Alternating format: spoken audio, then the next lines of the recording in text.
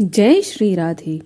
14 जनवरी 2026 दिन बुधवार को माघ कृष्ण पक्ष एकादशी है, जिसका नाम षठ तिला एकादशी है और इसका पावन पर्व है। अगले दिन 15 जनवरी को सुबह 7:15 बजे से लेकर के 10 बजे तक का पारण समय है। इस तिथि की बड़ी महिमा है। इस तिथि पर 6 प्रकार से तिलों का प्रयोग होता है, तिल का दान होता है और तिल का स्नान होता है। अब हम षठ तिला एकादशी की कथा संपूर्ण विधि और महत्व के साथ श्रवण करेंगे। भगवान श्री कृष्ण ने महाराज युधिष्ठिर से कहा, हे ब्राह्मण, इस मृत्युमय संसार में जीव ब्रह्म हत्या, मिथ्या भाषण, मांस भक्षण, मदिरा पान, पर स्त्री गमन आदि अनेकों पाप कर्मों में डूबे रहते हैं तथा नरक आदि दुर्गति बार बार भोगते रहते हैं। इन सब से उद्धार पाने का क्या उपाय है? अब आप कृपा करके हमें बतलाइए।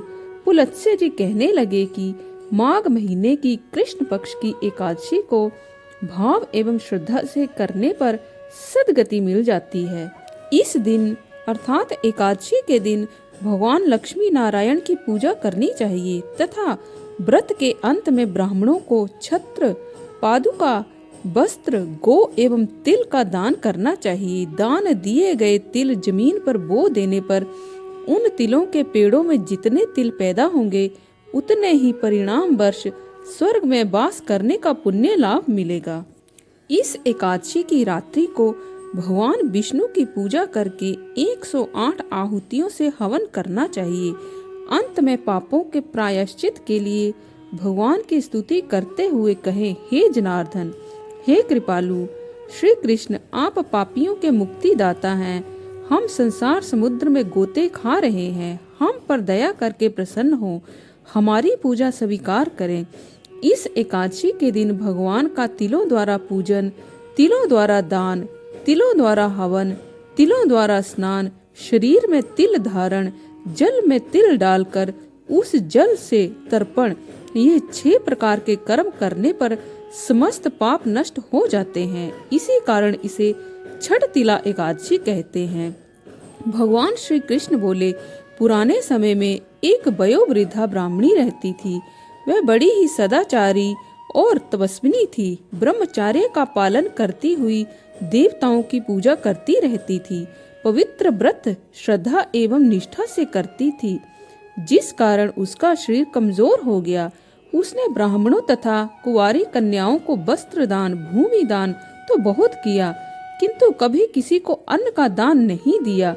एक बार मैं स्वयं श्री कृष्ण कापालिक साधु का भेष बनाकर उसके पास भिक्षा मांगने गया तो उस वृद्धा ने चिढ़कर मेरी झोली में मिट्टी का एक ढेला डाल दिया और कहा कि इस ढेले को खा लेना। मैं उस ढेले को वैकुंठ वापस लेकर आ गया। वह वृद्धा अपने व्रत, तप, दान और संयम, सदाचार आदि के प्रभाव से सीधा स्वर्ग में जा पहुंची। वहां उसे रहने के लिए एक सुंदर भवन मिला, जिसमें सभी सुख के साधन उपलब्ध थे, परंतु भोजन की व्यवस्था नहीं थी। वह भूख और प्यास से व्याकुल होकर भगवान विष्णु से प्रार्थना करने लगी, हे भगवान, मैंने जीवन भर व्रत, उपवास, ब्रह्मचर्य, दान, संयम, पर उपकार आदि करके जीवन व्यतीत किया। सभी पुराणों की कथा भी सुनी, फिर भी मेरे लिए यहाँ पर खाने पीने को कुछ भी नहीं। तब भगवान विष्णु बोले कि आपने मृत्यु लोक में जो जो कर्म किए उनके फल स्वरूप वह सब आपको यहाँ पर मिल रहा है। आपने ब्रह्मचर्य, संयम आदि का पालन किया, उसका भी फल मिल ही गया, किंतु आपने किसी को अन्न का दान नहीं दिया है, सो आपको यहाँ अन्न नहीं मिल सकता। एक बार स्वयं मैं ही आपके पास भोजन की भिक्षा मांगने गया था, पर आपने भोजन के बदले में मेरी झोली में एक मिट्टी का ढेला डाल दिया और कहा, लो इसे खा लो। इस प्रकार वह वृद्धा अपने ही अज्ञान द्वारा किए गए कर्म को जानकर भगवान के आगे फूट फूट कर रोने लगी और बोली, हे भगवान, मुझे ऐसा कोई उपाय बतलाइए जिससे मुझे यहाँ पर अन्न जल मिल सके। तब भगवान बोले, आप अभी इसी क्षण इसी अवस्था में घर वापस चले जाओ।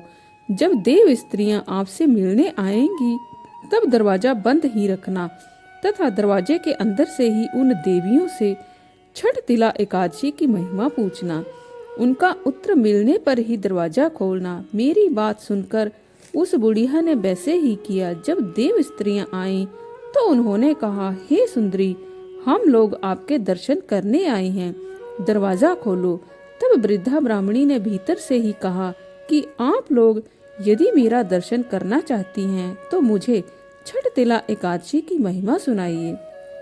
तब उन देवियों के उपदेश के अनुसार उस वृद्धा ब्राह्मणी ने छठ तिला एकादशी का बड़ी निष्ठा से पालन किया, जिसके फल स्वरूप उस ब्राह्मणी को सुंदर रूप, यौवन, तेज व कांति युक्त बहुत सी धन संपदा, वस्त्र एवं आभूषणों की प्राप्ति हुई। इस एकादशी का व्रत करने पर दुर्भाग्य, दरिद्र एवं क्लेश आदि समाप्त होकर समस्त पाप विनष्ट हो जाते हैं।